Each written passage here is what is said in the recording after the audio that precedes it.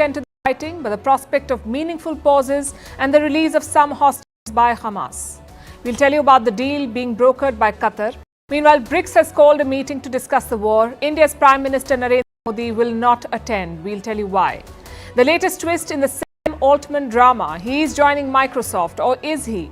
Saudi Arabia and China have signed a currency deal, a major step towards de-dollarization. Italy has had an epic Mafia trial, 200 people convicted with a cumulative sentence of over 2,200 years. Hungary's Viktor Orban is training his guns on the EU chief and linking her to Soros. And Taylor Swift is feeling the heat. We'll explain the headlines first. Ukraine marks the 10th anniversary of the Maidan Revolution. The protest movement led to the ouster of Kremlin-backed President Viktor Yanukovych. Meanwhile, leaders have once again started making a beeline for Kiev after US Defense Secretary, now EU Chief and German Defense Minister visit the Ukraine capital. Azerbaijan accuses France of stoking a new war in the Caucasus. Its president slams Paris for arming Azerbaijan's arch-rival Armenia. Baku and Yerevan have been locked in a decades-long conflict over Nagorno-Karabakh. France, to a large Armenian diaspora, has been criticized by Baku for having a pro-Armenia bias. Germany raises part of its budget after an adverse court ruling. Last week, a court ruled Chancellor Olaf Scholz's coalition had broken rules. $65 billion meant for pandemic support were diverted to the climate fund. Now, most projects under the climate fund have been suspended. Argentina will not be joining Brics. That's the claim made by the new president's top aide. Javier Milei won the presidential election on Sunday. Milei's aide says Argentina has nothing to gain by joining Brics now, but does not rule out joining the bloc in the future. Brazil records its hottest temperature ever. The country saw record-breaking heat of 44.8 degrees Celsius on Sunday. Climate change and El Nino are being blamed for the soaring temperatures. Red alerts have been issued across Brazil. And US rapper A$AP Rocky will stand trial for allegedly shooting his friend. The incident took place in Hollywood in November of 2021. The 35-year-old, who shares 2 children with Rihanna, denies the charge.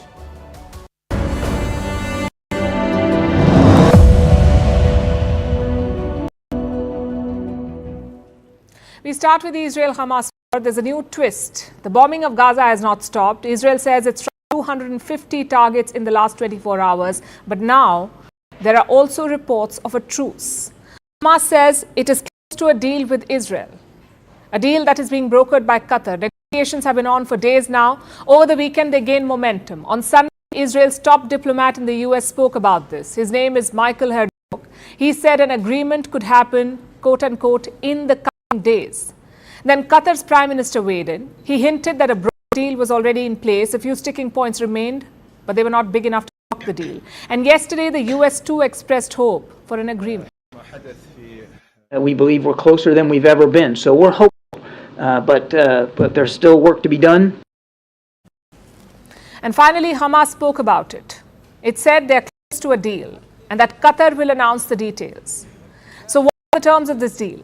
It's a tentative pact. It will not end the war, but it will provide some relief to civilians. Broadly, this agreement is built on 3 pillars. Number 1, a 5-day pause in fighting. Ground operations will cease during this time. Number 2, limits on air operations. Reports say Israel will stop aerial bombardment of Gaza. But we are still waiting to hear the specifics. Will Israel completely halt its operations, or will it just reduce their intensity?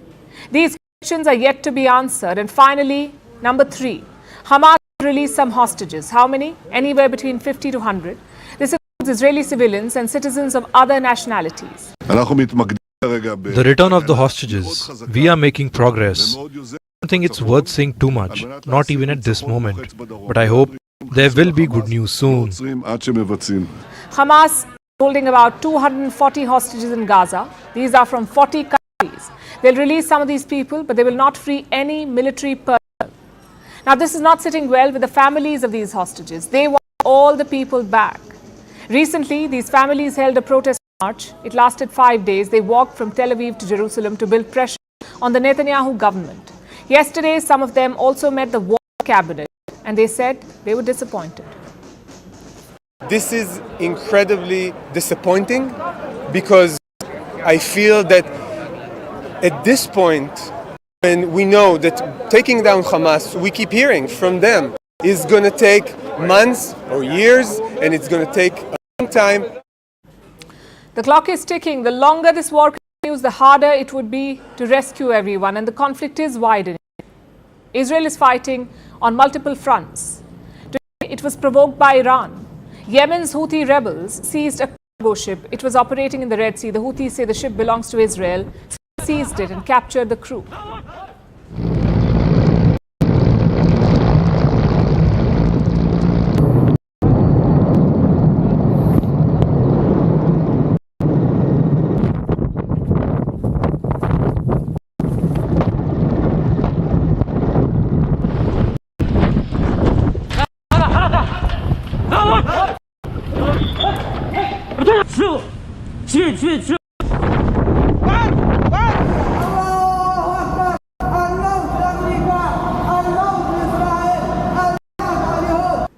We told you about the seizure of the ship yesterday. Today, the Houthis have released this video. Now, Israel says this is a British ship, but the Houthis reject that assertion and they enjoy Iran's support. They're now targeting Israel. They say such cargo ships are legitimate targets until Israel stops its operations in Gaza. Meanwhile, Israel has also released another video apparently showing a mosque in Gaza. The IDF says it is used by Hamas to make rockets. Take a look at this. את הקירות, התגלו דברים, אחד מהם צפיר. עומק משהו כמו 5 מטר, שנמצא ממש מתחת למסגד, פה במרתף שלו. זה מה שנמצא כחלק מהפשיטה. ניתן לראות פה כל מיני עזרים יצאו אמל"ח. ובחדר ניתן לי ממש לראות המון חלקים של אמל"ח, יש פה פצמ"רים, רש"קים טרמוברים, RPG. We cannot verify these claims. Israel is fighting this war both with guns and cameras. It is releasing such videos every day to justify the offensive and to fight the narrative war. And the other side too, unrelenting. They keep trashing the Israeli version of events. They go over these videos frame by frame and highlight what they call inconsistencies, like this one. Israel released a video a few days ago from inside the Al-Shifa hospital. Within hours, they deleted it. They uploaded another video the next day, apparently after removing some bits. Then there was yet another video, an Israeli soldier inside one of the Hamas tunnels. He showed curtains and suggested that they could have been set up to record hostage videos. Now, Israel critics say that such curtains are common in Palestinian households. So this is very much a narrative war and it is intensifying. How do we verify which version holds water? The United Nations wants to do it. They have reached out to Israel. They want to visit Al-Shifa hospital to check for themselves if there is a tunnel underneath. So we haven't heard the end of this. Focus on the IDF operations in Gaza. Israel has been targeting hospitals. The first was the Al-Shifa hospital. The second is the Indonesian hospital. It was attacked on Monday. The world has condemned these attacks, but Israel says there's good reason to target hospitals and that Hamas terrorists are hiding in there. In fact, Israel has deployed a special unit for this, for information gathering and intelligence. It is called Unit 504. Apparently, this unit has been critical. They were the ones who uncovered Hamas' presence in Gaza hospitals. Our next report tells you all about this elite spying unit. The 1973 Yom Kippur War was a turning point for Israel.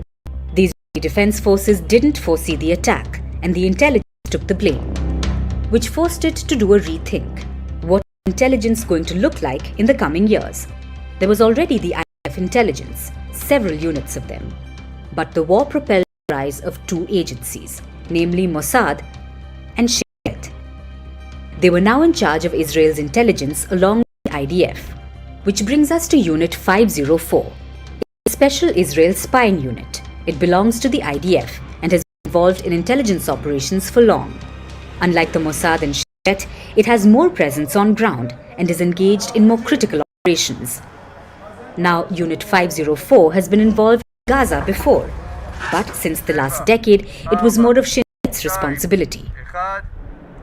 However, all of that changed on October 7th. Hamas attacked Israel. It took 200 citizens hostage. The country was in shock.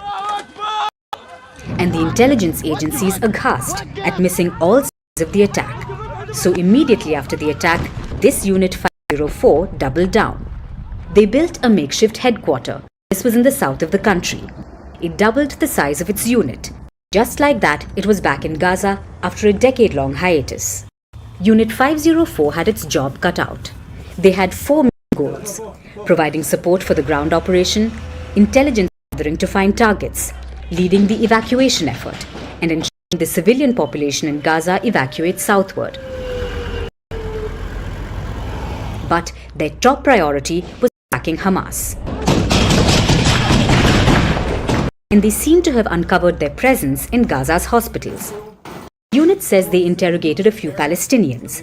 They talked about a heavy presence of Hamas in these hospitals, some 80 to 100 people. They also said that Hamas was using people as human shields. That's something Hamas has done before, so it's not unlikely at all that they would do it again. The IDF claims a Gaza resident also talked about Hamas' presence at these hospitals. They were dressed as hospital workers, doctors and nurses. Hamas was hiding rockets with blankets and then using these rockets to carry out strikes. Anyone who protested risked their life. Unit 504 has also arrested 300 people. People it says are Hamas terrorists. How did they manage that? Well, according to the unit, there were a few tactics. One, information from Palestinians. The IDF says it got calls from Gaza residents. They wanted to help them with intel. The second is Arabic-speaking field interrogators. There were dozens of them. They were spread all across Gaza. After well over a month, Israel has given the world a sneak peek into Unit 504's operations. Operations that are crucial in this war. This unit continues to be on the ground, gathering intelligence and tracking Hamas down in Gaza. Their job is not done till all the hostages are back, safe and sound.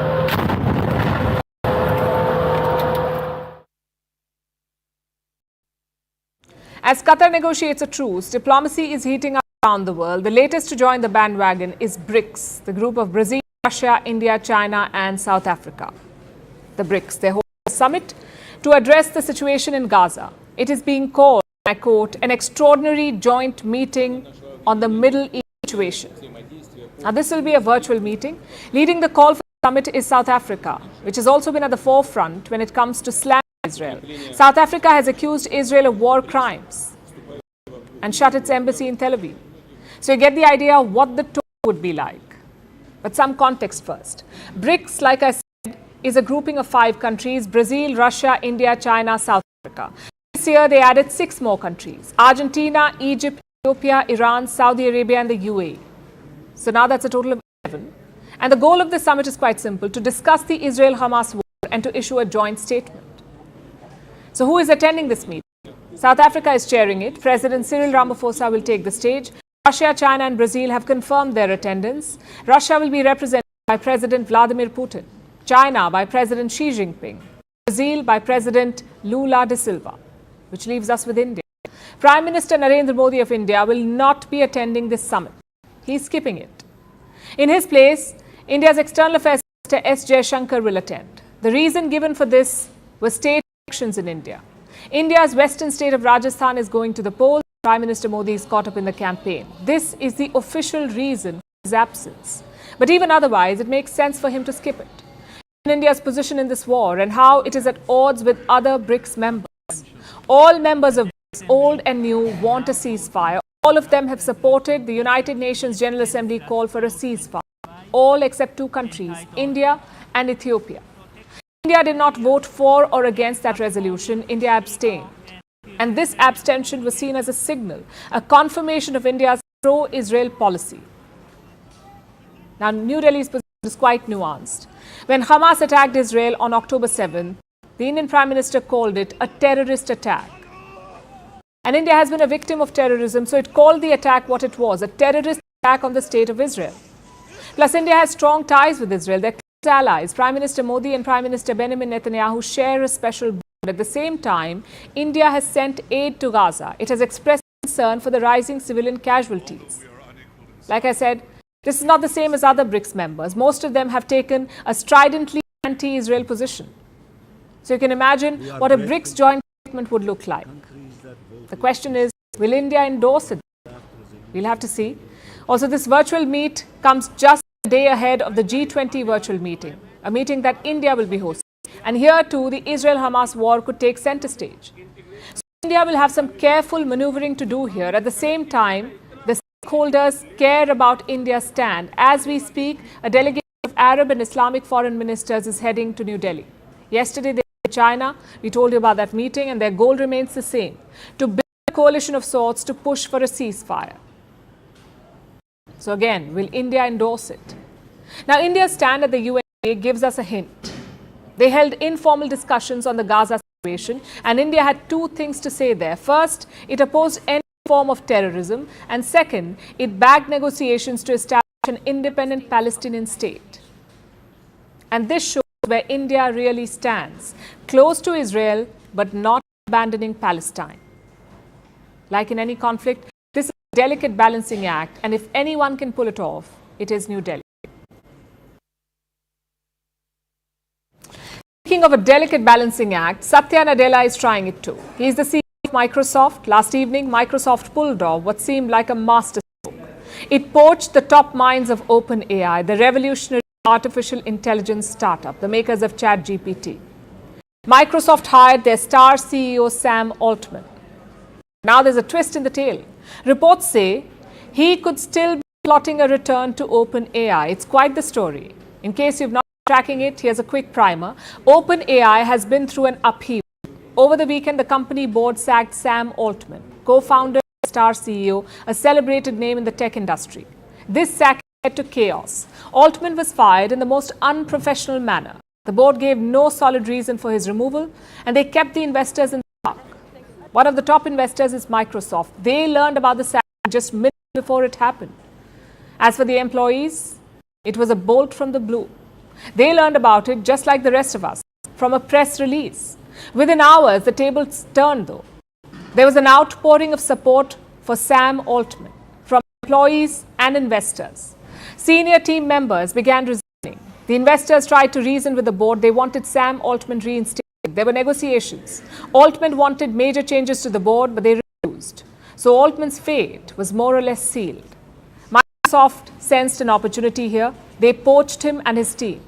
Satya Nadella announced this, that they will hire Sam Altman and four of his top team members. And Microsoft said they will create a new AI unit. It will exist within Microsoft, and it will be led by Sam Altman, CEO.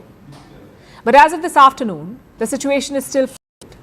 It's not clear where Sam Altman is going. New reports have led to more speculation. They say he could be trying to return to OpenAI.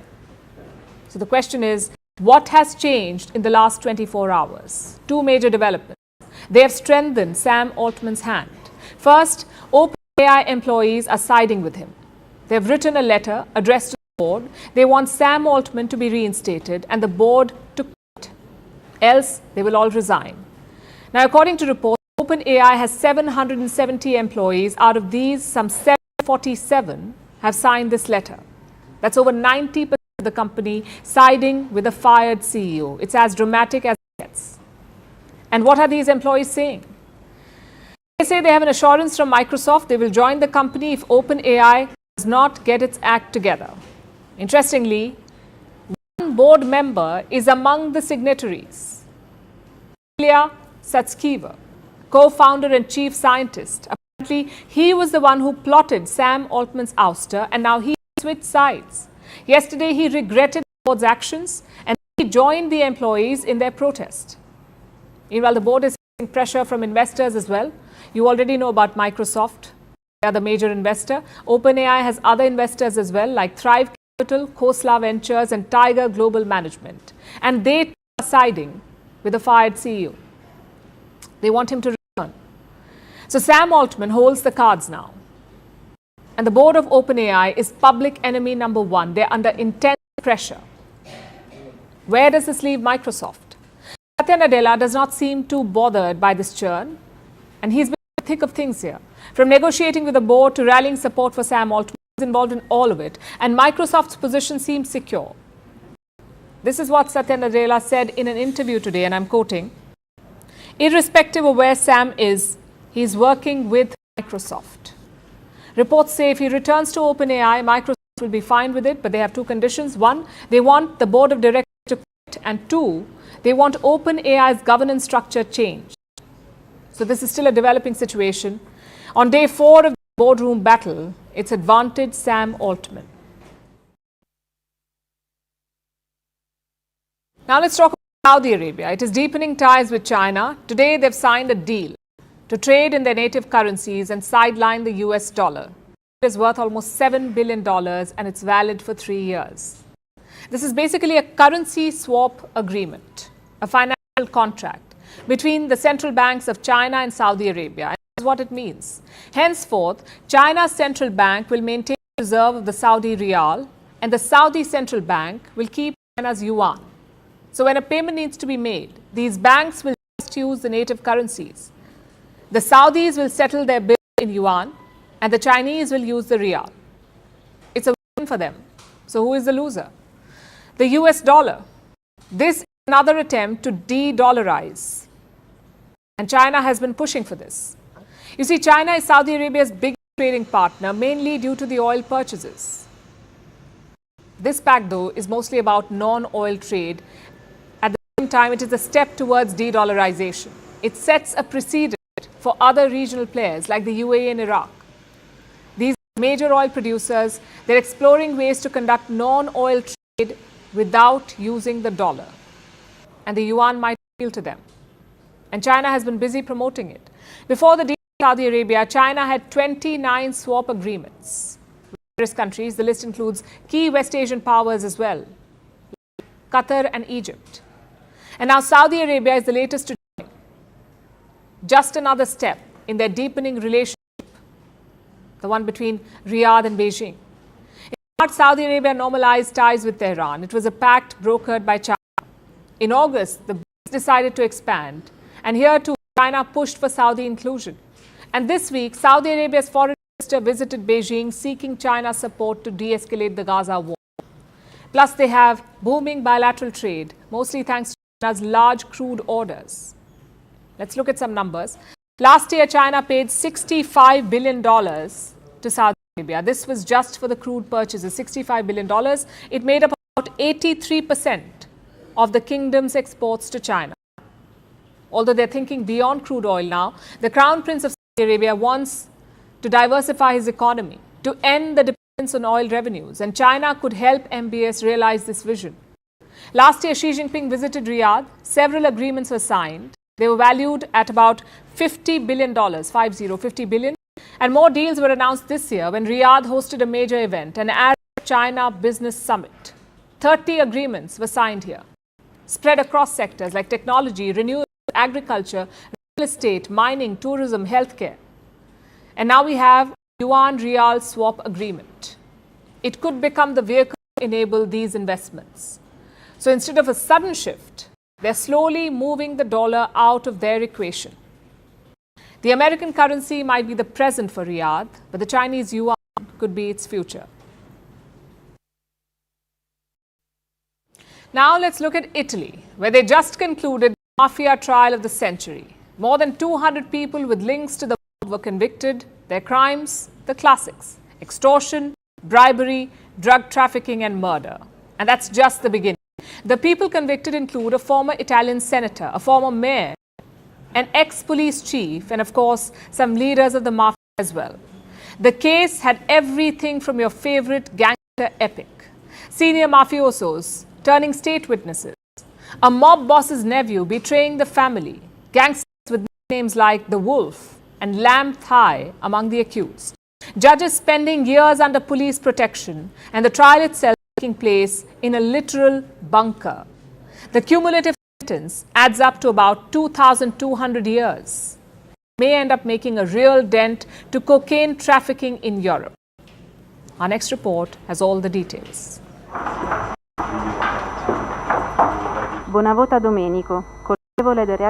Pitelli Giancarlo is judged guilty of the crimes ascribed to him under chapters ABIS, ABIS 1, ABIS 4. He is convicted to 11 years in prison. Yesterday, a 70-year-old former Italian senator was sentenced to 11 years in prison. alone. He was one of over 200 people who are facing prison sentences. Their crime? Part of or associated with the Italian Mafia.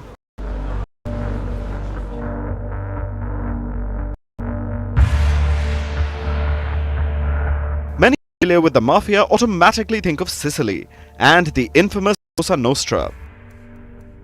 Yesterday's judgment wasn't about them. It was against their less famous and arguably more successful neighbors.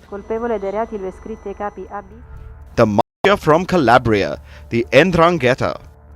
Over 150 crime families or clans make up the 'Ndrangheta. Together, they control about 80% of Europe's cocaine market. Their annual turnover is estimated at about $60 billion. And they have operations ranging from South America to Australia. The 'Ndrangheta are a force to be reckoned with, but it looks like their moment of reckoning in 2019. After years of investigation, about 2,500 police officers descended upon Vibo Valentia. It's an area in the heart of Italy's Calabria region, and it's a seat of power for the 'Ndrangheta. Infiltration of the criminal organization in the province of Vibo Valentia was so deep-rooted and so widespread, so alarming, so disturbing that I think it can be noted that there was no aspect of the life of the social-economic fabric of the province that was not conditioned by the capacity of the force of intimidation of this so dangerous criminal organization. Hundreds were arrested in 2019, most of them during the raid at Vibo Valentia. After this, some gangsters collaborated with the police, and more associates were picked up. When the trial finally began in 2021, about 330 people were facing charges, including the senator we mentioned earlier. He was a member of the Forza Italia party, led by former Prime Minister Silvio Berlusconi. The party is a member of Italy's present ruling coalition. But it wasn't just one senator. We had the former mayor of a town called Pizzo, regional council members, at least one police chief, and a number of people from various walks of life. Most of the defendants were judged to be hand in glove with the Mafia. More than 200 of the 330-odd defendants have been pronounced guilty in what looks like Italy's biggest Mafia trial since the 1980s. Surely that cruel, violent and recurring part of the 'Ndrangheta, which has sown that sense of fear for decades, is hit. There is a strong message that civil society and especially those entrepreneurs and shop owners who are still being crushed by the 'Ndrangheta's stubbornness that they can't trust the state. There is a need for us to make our own contribution through the power of reporting to the police. This is certainly the most important message coming out of this first instance verdict. It wasn't easy to reach this verdict. The judges have been under police protection for the duration of the trial. That's about 2 years and 10 months. The trial itself took place in a call center on the outskirts of the city of Lamezia Terme. A normal courtroom wasn't secure enough. The call center was fortified into a makeshift bunker. There were even metal cages installed for the defendants. After all, it's dangerous to take the stand in a Mafia trial. Then, there wasn't enough proof to find all 330 suspects guilty. About 100 had to be acquitted. And the worst part is, this trial only focused on one of the major 'Ndrangheta families, the Mancuso clan of Vibo Valentia. They are one of the most powerful in the 'Ndrangheta, but they aren't the only ones. The other top bosses are yet to face justice. Despite this, the trial was a historic first step. A massive blow to the 'Ndrangheta. But the work has just begun. Italy should celebrate this victory, but it cannot rest on its laurels just yet.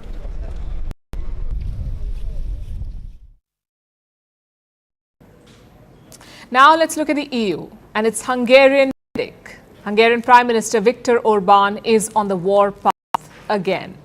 And his latest target is Ursula von der Leyen, President of the European Commission. Orban's Hungary is the rebel among the EU member states.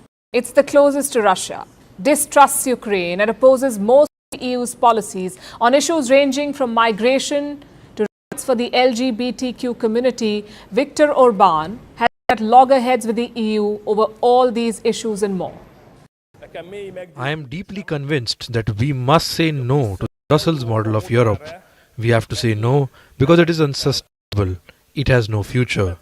I am convinced that today Brussels is destroying Europe and is leading it to its demise. They put a new nail into its coffin every day. That speech was from Saturday, a day after Orban announced a quote-unquote national consultation. It's a non-binding informal survey that is going to be circulated in Hungary. Citizens will be asked what they think about several EU policies. The exercise will not have any legal repercussions. It's mostly a message to the European Union that Hungarians stand with Viktor Orban and against them. At least that's what Orban hopes the results will show. And he is sparing no effort to ensure that Hungarians turn against Brussels. We will resist the crazy ideas of Brussels bureaucrats. We will resist the migrants' invasion. We will resist the gender propaganda. And we will resist the illusions over the war in Ukraine, Ukraine's unprepared EU membership. Yesterday, these signs cropped up all over Hungary. They show Ursula von der Leyen alongside Alex Soros. George Soros, billionaire behind the Open Society Foundations or OSF. The Soros family has been accused of meddling in politics in countries around the world. They're known to fund the opposition to right-wing conservative governments, which makes them reviled by Orban and other conservative leaders. Putting Alex Soros next to von der Leyen is a clear message then, that she is also an enemy. Next to their photo is a message in Hungarian. It roughly translates to this: "Let's not dance to the tune they whistle." This is Orban's latest attack against Brussels, and it specifically targets von der Leyen for the first time. But that's not the only new thing about it. Viktor Orban has done this before with von der Leyen's predecessor, Jean-Claude Juncker. In 2019, Orban had taken out attack ads against him as well. Back then, he put Juncker's photo next to that of George Soros. In 2019, the slogan was this: "Everybody has the right to know what Brussels is planning."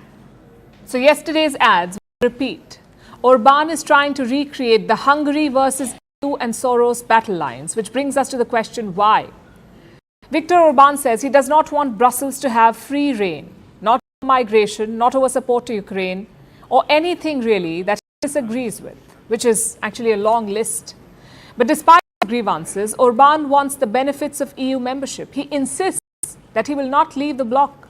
Instead, he plans to hamper EU policies and will try and change the group from the inside.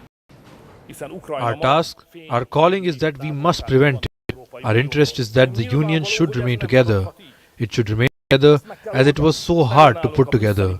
We must not leave the Union but change it. And it is only possible if radical changes happen in Brussels. So what do Brussels and von der Leyen think about all of this? Apparently not much. Reports say Ursula von der Leyen was completely unfazed when she heard about the ads. An EU spokesperson later said, and I'm quoting, "Let's be clear, we know this is not the first time, it's probably not the last time. We have business to do, we have crises to manage, we have policies to implement." Which can be translated to, we don't have time to deal with that nuisance in Budapest. Orban may be a perpetual thorn in the EU's side, but is it safe to just ignore him? Because like it or not, he is leading an EU nation. He does have a say, and if he's training his guns on von der Leyen, the EU's unity and any shred of legitimacy are both at risk. Be it bad press or stage-hogging stars, not much could stand in Taylor Swift's way. But now she's feeling the heat. The star is confronting climate change in her concerts. Last week, her global Eras tour began in Brazil. But along with fanfare came soaring temperatures topping 39 degrees Celsius and humidity reaching dangerous levels. On stage, Taylor Swift appeared to have difficulty breathing. Off stage, concert goers complained about heat and fatigue. On Friday, a 23-year-old fan collapsed at an Eras concert and died. But Swift's concerts are not the first to be affected by climate change. Reports say just this year, at least 30 major concerts were impacted globally. Our next report tells you more. Taylor Swift, one of the most successful pop stars, was welcomed to Brazil on Thursday. The excitement was palpable. Even the statue of Christ the Redeemer swiftly turned into a Swiftie. It appeared as if it were clad in a t-shirt, similar to the one from the You Belong With Me music video. But there was one problem. Brazil's warm welcome came with its unseasonal heat. Swift brought the global era stores to Rio de Janeiro, where the temperatures topped 39.1 degrees Celsius and humidity reached dangerous levels.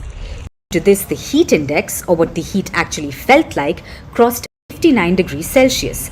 It goes without saying that this is extremely dangerous, a so-called wet bulb temperature that can lead to complications like heat strokes, cardiovascular problems, seizures, and organ failures. It seemed like a cruel summer in Rio, and this played out during Swift's concert on Friday. The pop star appeared to be struggling to breathe on stage. There was blank space in her performance, but not in her stadium.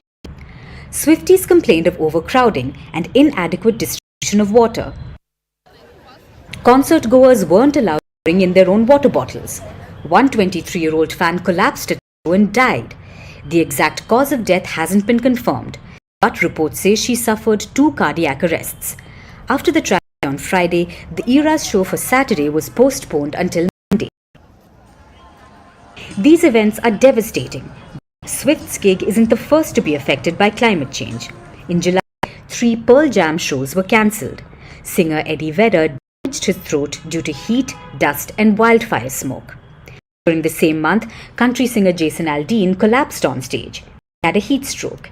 In September, Ed Sheeran's fans were forced to evacuate tents and cars amid storms.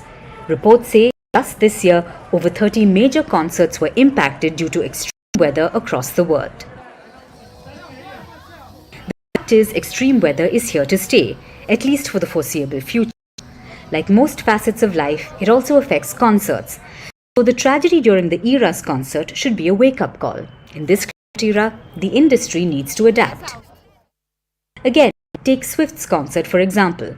After complaints of not being able to bring water to concerts, the rule has been scrapped. The Brazilian government also stepped in and is trying to make water easily accessible at concerts. The gig organizer also added new free water distribution points and strengthened medical care services. Simple steps like these can avoid terrible situations. After all, music events are a source of joy. If they want to remain so, it's time they adapt to our warming planet. And maybe take advice from Swift when she says, if you fail to plan, you plan to fail.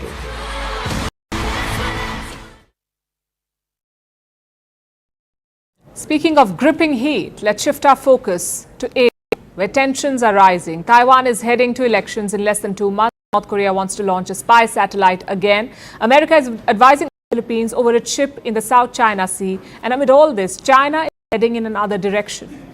Remember, China is the source of a lot of this tension, but now it wants to ease fraught ties using balls.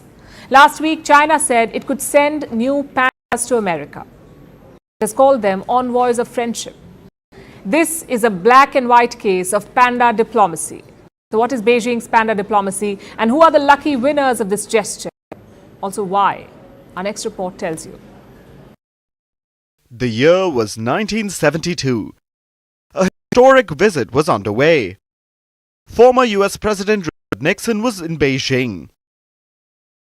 Over dinner, First Lady Patricia Nixon told China's Premier Zhou Enlai that she loved pandas. And there it was. China sent 2 pandas to Washington as a gift. And so began China's panda diplomacy with the US. Over the decades, more bears were added to the list. 4 American zoos hosted Chinese pandas consistently.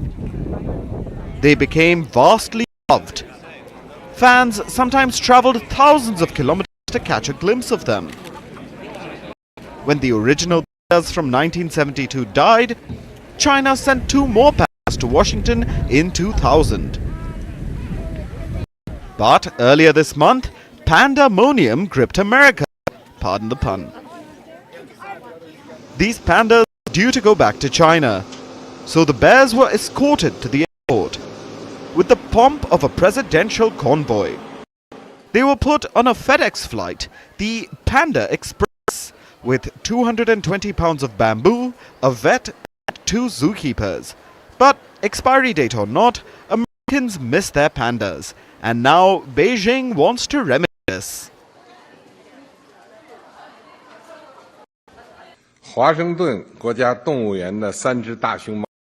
I learned San Diego Zoo and the Californian people very much look forward to welcoming pandas back. Pandas have long been envoys of friendship between China and the US. We are ready to continue our cooperation on panda protection with the US. In recent years, tensions have been rising between America and China. Many would say, in the past, China has carefully curated these fraught ties. But now it wants to ease the furor by sharing these fur balls. Beijing could send new pandas to the US. This is as black and white as it gets. Beijing wants to symbolize rocky relations with cuteness. Clearer terms, with its panda diplomacy.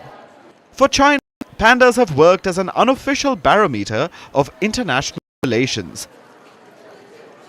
A means to break the ice with bamboo-eating bears. Pandas are envoys of friendship from Beijing. China loans pandas to 20 countries around the world. Just over the past decade, Germany, Denmark, Finland and the Netherlands have received pandas.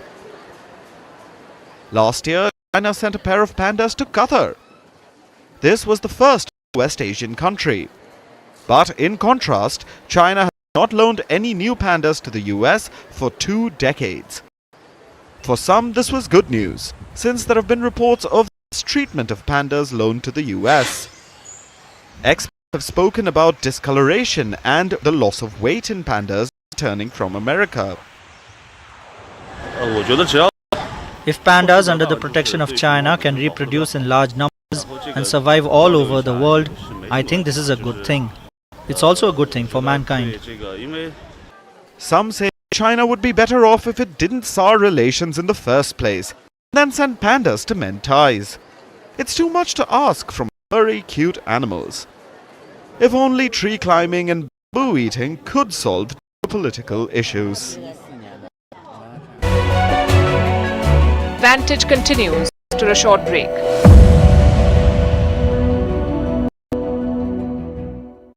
The rescue operation is concerned.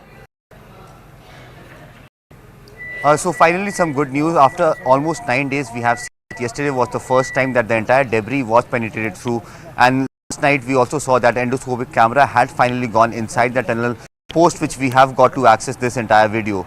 Joining me right now is Brics. He is the expert who has now been roped in from Australia, and he's going to give us an exact picture of what is going on inside the tunnel and also how the rescue operations are going. Sir, thank you so much for giving us your time. What is the exact operation that is going on, and when can we expect people to come on? That is the question that the entire country is asking at this point, sir. Yeah, I understand why everyone's asking that question. And look, what we've got multiple methods currently underway to get these men home. And what you've seen yesterday is the result of incredible amount of work from the team up there on the mountain. It's been 9 days, and it's been 9 days with a lot of careful planning analysis to find out what's going on inside that mountain, and to make sure not only do we get those men out alive, but the rescuers are safe too. And when I arrived here, I said those men are coming home. Those men will be coming home. We're not there yet. But yesterday, what we've achieved, getting that pipe through, and now the endoscope through, and better food through, and the whole world can see those.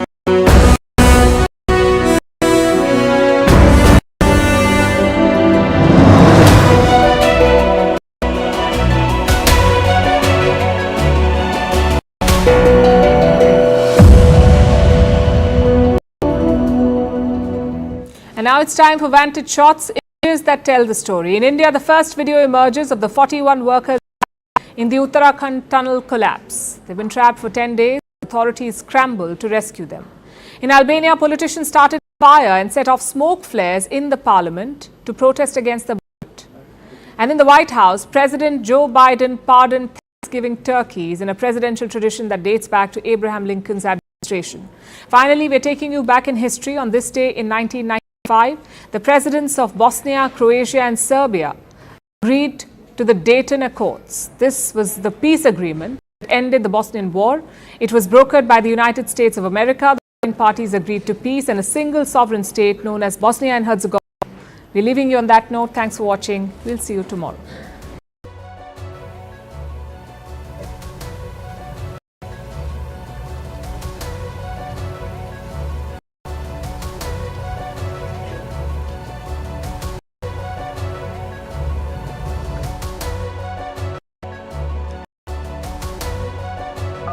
आवाज आ रही है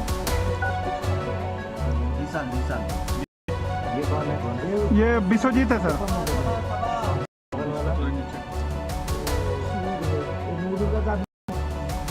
वापस भेजने को हम थोड़ी देर में पानी से पाइप को साफ करेंगे कैमरा डालने के लिए बोलिए हाँ भी ऊपर डालो बोला वापस हम खींच रहे हैं आप लोग कैमरे को पाइप में रख के रखते हैं हम कैमरा वापस ये सुशील हाइड्रा ऑपरेटर ये कौन है ये सर वो गब्बर सिंह ने सैंपल देख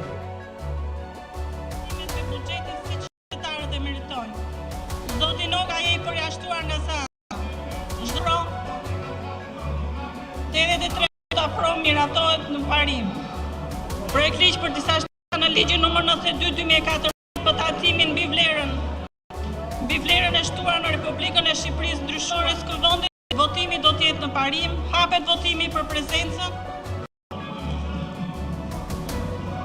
73 deputet janë prezent, mbyllet votimi, vazhdojmë me votimin e akteve.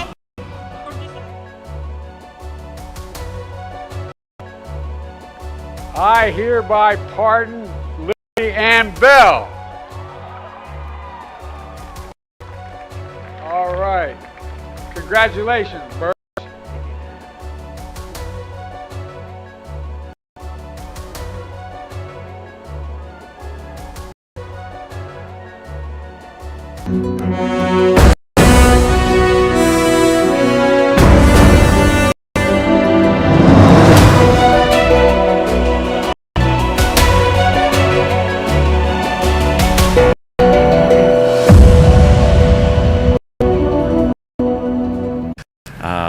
Now it's proven to us that we can get through that. So you'll see different things happening today now that we've been able to prove that. We've got a project, of course, coming down from the top, project from the side, project from the back, multiple projects from the front. One of them is going to do.